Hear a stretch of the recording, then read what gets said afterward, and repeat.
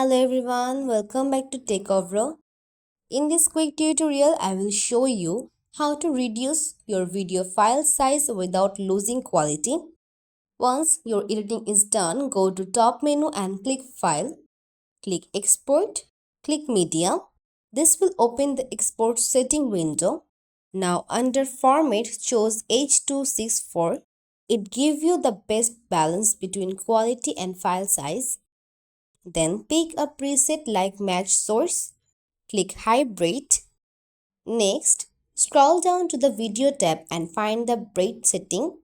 Change bitrate encoding to VBR to pass and set the target bitrate between 6 and 10 Mbps for HD quality. And that's how you can shrink video size without losing quality in Premiere Pro.